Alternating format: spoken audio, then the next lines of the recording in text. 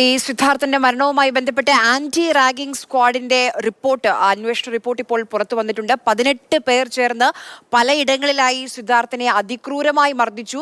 ഫെബ്രുവരി 16 രാത്രിയാണ് ഈ മർദ്ദനം ആരംഭിച്ചത്. ആദ്യം മലമുകളിൽ കൊണ്ടുപോയി മർദ്ദിച്ചു, വാട്ടർ ടാങ്കിൽ വെച്ച് മർദ്ദിച്ചു, ഹോസ്റ്റലിലെ 21ാം മുറിയിൽ വെച്ച് വീണ്ടും മർദ്ദിച്ചു. അങ്ങനെ വലിയ രീതിയിൽ നമ്മളെയൊക്കെ നെഞ്ച് പിടയ്ക്കുന്ന രീതിയിലുള്ള ക്രൂരമായ വിവരങ്ങളാണ് ആന്റി റാഗിംഗ് സ്ക്വാഡിന്റെ പ്രാഥമിക അന്വേഷണത്തിൽ തന്നെ കണ്ടെത്തിയിട്ടുള്ളത്. കമൽ വയനാട് നിന്ന് വിവരങ്ങളുമായി ചേരുന്നുണ്ട്. കമൽ, ഇത്രയും പൈശാചികമായ ഒരു മർദ്ദനം, അതിക്രൂരമായ മർദ്ദനം നടന്നിട്ടും ഇതൊന്നും പുറത്തു പറയരുതെന്ന് ഡീൻ ആവശ്യപ്പെട്ടു എന്നുകൂടി ആ റിപ്പോർട്ടിലുണ്ട്.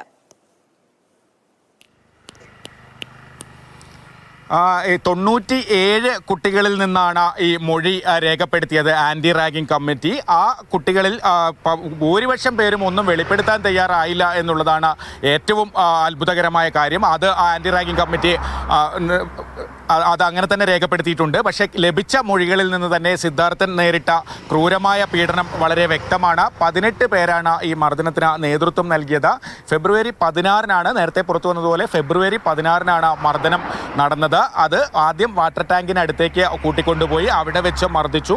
പിന്നീട് ഹോസ്റ്റലിലെ 21ാം നമ്പർ മുറിയിൽ വെച്ച് മർദ്ദിച്ചു. ഇതിൽ പ്രധാന പ്രതിയെന്ന് കരുതുന്ന സിൻജോ ജോൺസണുമായി ബന്ധപ്പെട്ടാണ് ഏറ്റവും കൂടുതൽ മൊഴി ലഭിച്ചിരിക്കുന്നത്.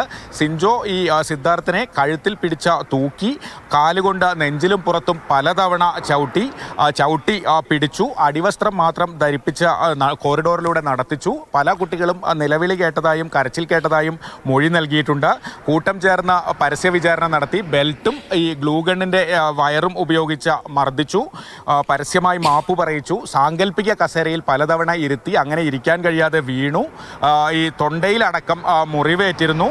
മെൻസ് ഹോസ്റ്റലിൽ 130 പേരുണ്ടായിട്ടും 100-ലധികം പേർ ഇതൊന്നും കണ്ടില്ല എന്നാണ് മൊഴി നൽകിയതെന്നും ഈ ആന്റി റാഗിംഗ് കമ്മിറ്റിയുടെ റിപ്പോർട്ടിൽ പറയുന്നു. ഈ റിപ്പോർട്ട് കൈമാറാൻ ഡീൻ UGCക്ക് കൈമാറിയില്ല എന്നും ഈ ആന്റി റാഗിംഗ് കമ്മിറ്റിയുടെ ഇതിൽ പറയുന്നുണ്ട്. എന്താണെങ്കിലും ഈ വിശദമായ മൊഴി തന്നെയാണ്, 18 പേജുള്ള മൊഴിയാണ് രേഖപ്പെടുത്തിയിരിക്കുന്നത്. ആന്റി റാഗിംഗ് കമ്മിറ്റി അതിനുശേഷമാണ് ഈ കുട്ടികളെ ഡിബാർ ചെയ്യാനടക്കമുള്ള ശുപാർശ നൽകിയത്. എന്തായാലും അതിക്രൂരമായ ആൾക്കൂട്ട വിചാരണയുടെ വിവരങ്ങളാണ് ഈ ആന്റി റാഗിംഗ് കമ്മിറ്റി റിപ്പോർട്ടിൽ കുട്ടികളുടെ മൊഴിയായും മറ്റ് പരാതികളായും ഒക്കെ രേഖപ്പെടുത്തിയിരിക്കുന്നത്. അവിടെയുള്ള ആ കോളേജിലെ ചില വിദ്യാർത്ഥിനികളും അതോടൊപ്പം തന്നെ അധ്യാപകരും ഈ മൊഴി നൽകുന്നതിൽ നിന്ന് മാറി നിന്നു എന്നുകൂടി വിവരമുണ്ട്. അങ്ങനെ സംഭവിച്ചിട്ടുണ്ടോ കമൽ? ആര്യ, പലരും കാര്യങ്ങൾ വെളിപ്പെടുത്താൻ മടിക്കുന്നു. പലരും ഈ കമ്മിറ്റിയുടെ മുമ്പിൽ പോലും കാര്യങ്ങൾ വെളിപ്പെടുത്താൻ മടിച്ചു നിന്നു എന്നും ഈ റിപ്പോർട്ടിൽ രേഖപ്പെടുത്തിയിട്ടുണ്ട്. മറ്റൊന്ന്, 2019-ലെയും 2022-ലെയും അഡ്മിഷൻകാരായ 2 കുട്ടികൾക്ക് നേരെയും മുൻപ് ഇത്തരത്തിലുള്ള പീഡനം നടന്നു. അന്നും അധികൃതർ ഇതൊന്നും അറിഞ്ഞില്ല എന്ന് റിപ്പോർട്ടിൽ രേഖപ്പെടുത്തിയിട്ടുണ്ട്. ഈ സംഭവവുമായി ബന്ധപ്പെട്ട മൊഴിയെടുത്തപ്പോഴും അസിസ്റ്റന്റ് വാർഡൻ ഉൾപ്പെടെയുള്ളവർ ഈ കാര്യങ്ങളൊന്നും അറിഞ്ഞിരുന്നില്ല. അത് വളരെ ഗൗരവകരമായി തന്നെ ആന്റി റാഗിംഗ് കമ്മിറ്റിയുടെ റിപ്പോർട്ടിൽ രേഖപ്പെടുത്തിയിട്ടുണ്ട്. ഈ നാഷണൽ ആന്റി റാഗിംഗ് സെല്ലിന് ലഭിച്ച പരാതിയെ തുടർന്ന് ആ പരാതിയാണ് കോളേജിലേക്ക് ഫോർവേഡ് ചെയ്യപ്പെടുകയും കോളേജിലെ ആന്റി റാഗിംഗ് കമ്മിറ്റി ഇത് അന്വേഷിക്കുകയും ചെയ്തത്. മൊഴിയെടുക്കാൻ സമ്മതിച്ചില്ല, അല്ലെങ്കിൽ പെൺകുട്ടികൾ മൊഴി നൽകാൻ എത്തിയില്ല എന്ന് പറയുന്നുണ്ട്. അതായത് കൂടുതൽ വിവരങ്ങൾ ഒരുപക്ഷെ അവരിൽ നിന്ന് ശേഖരിക്കാൻ കഴിയും. ഈ ക്രൂരതയുടെ കൂടുതൽ സത്യങ്ങൾ അവർ പറഞ്ഞു പോകുമെന്ന ഭയം കൊണ്ടാണോ അങ്ങനെ ഒരു സംഭവം? അത് ആരെങ്കിലും അവരെ ഭീഷണിപ്പെടുത്തിയിട്ടുണ്ടോ? അത്തരം കാര്യങ്ങൾ അന്വേഷിക്കേണ്ടതുണ്ട്. ആര്യ, എന്തുകൊണ്ട് ഈ കുട്ടികൾ മൊഴി നൽകാൻ എത്തിയില്ല, അല്ലെങ്കിൽ എത്തിയവർ തന്നെ വ്യക്തമായ കാര്യങ്ങൾ, അറിയുന്ന കാര്യങ്ങൾ പോലും പറയാൻ തയ്യാറായില്ല എന്നത് കൂടുതൽ അന്വേഷണത്തിന് വെക്കേണ്ടതുണ്ട്. മാത്രമല്ല, അതിനുശേഷം സിദ്ധാർത്ഥൻ എഴുന്നേറ്റ് നടക്കുന്നത് കണ്ടതായി ആരും കണ്ടിട്ടില്ല. പുതച്ചു മൂടി ബെഡിൽ കിടക്കുകയായിരുന്നു സിദ്ധാർത്ഥൻ എന്നാണ് എല്ലാവരും മൊഴി നൽകിയിരിക്കുന്നത്. പിന്നീട് സിദ്ധാർത്ഥൻ പുറത്തേക്ക് വരുന്നതേ കണ്ടിട്ടില്ല. ഒരു കുട്ടി മാത്രമാണ് സിദ്ധാർത്ഥൻ എഴുന്നേറ്റ വാഷ്റൂമിലേക്ക് പോകുന്നത് കണ്ടു എന്ന് മൊഴി നൽകിയിരിക്കുന്നത്. മറ്റെല്ലാവരും സിദ്ധാർത്ഥൻ പിന്നീട് എഴുന്നേറ്റിട്ടേ ഇല്ല എന്നാണ് മൊഴി നൽകിയിരിക്കുന്നത്.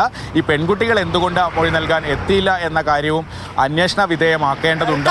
എന്തായാലും എന്നോട് സംസാരിച്ചപ്പോൾ പറഞ്ഞു, ഇത് സിദ്ധാർത്ഥന്റേത് ആദ്യത്തെ സംഭവമല്ല. ഇതിനു മുൻപും സമാനമായ രീതിയിൽ ക്രൂരമായ മർദ്ദനമേറ്റ വിദ്യാർത്ഥികൾ ആ കോളേജിലുണ്ട്. പക്ഷെ അവർ പുറത്ത് പറയാനിട്ടാണെന്ന്. ഇപ്പോൾ ഈ ആന്റി റാഗിംഗ് സ്ക്വാഡിന്റെ റിപ്പോർട്ടിലും 2019-ലും 2021-ലും അവിടെ പഠിച്ച വിദ്യാർത്ഥികൾ സമാന സമാനമായ ആൾക്കൂട്ട വിചാരണ നേരിട്ടിട്ടുണ്ട്. അതിൽ ഒരു കുട്ടി 2 ആഴ്ച കോളേജിൽ വന്നിരുന്നില്ല. ആ കുട്ടിയോട് ആ 2 ആഴ്ച എവിടെയായിരുന്നു എന്ന് ചോദിക്കുമ്പോൾ മറുപടി പറയാൻ ആ വിദ്യാർത്ഥി ഇതുവരെ തയ്യാറായിട്ടില്ല.